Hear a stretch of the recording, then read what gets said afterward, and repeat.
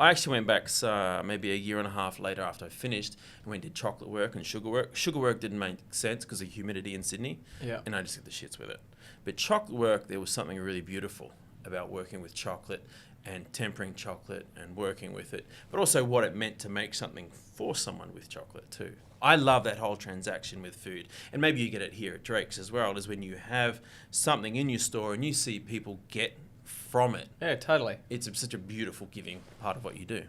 Yeah, I haven't looked at it like that, but it's exactly... beautiful. It is exactly... You're crying. Yeah, I know. Yeah, I can think about good times. There's an emotion. It's an emotion attached to it. And there's no doubt that we do talk about every good thing in life technically happens around food and alcohol, usually. Yeah. And we provide both of those, and specifically food. And you do see those times where if it's at a barbecue or done a slow-cooked meal or, it's just that good interaction. What you guys provide, and I've known this obviously because we're a relationship for quite some time too, is that you guys have tapped into that looking after your community.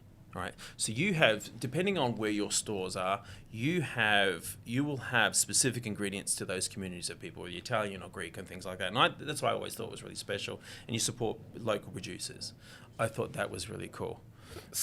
And with that, I always find there is an attachment.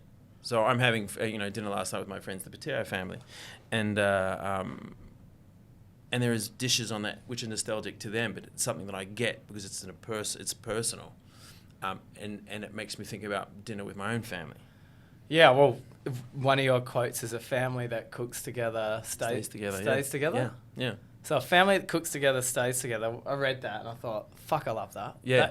That is so good. So, even I've got 2 young girls and now we all sit at the table because now they can see over the table and just that small interaction, no phones, so no one's allowed to have any phones at the table. That's a good time to connect, and I'm looking forward to that for ongoing. You need to embrace that because unfortunately there's not enough of it. And it's something that it makes me really sad. It's certainly working in restaurants. When you see a family, they're all doing this at the table. Yeah. They're a modern age pacifier for adults who don't really get on and don't bother talking to each other. Why do we even need to fix this relationship? We've got phones. And for a kid, it's a distraction so they don't have to deal with their parents who aren't getting on. But if they did take the phones away and they did work through their shit and they did engage the kids. And so this thing with kids, teaching kids to cook, I mean, for the longest time, it's a pain in every adult's butt because it's like, who's going to clean up that mess?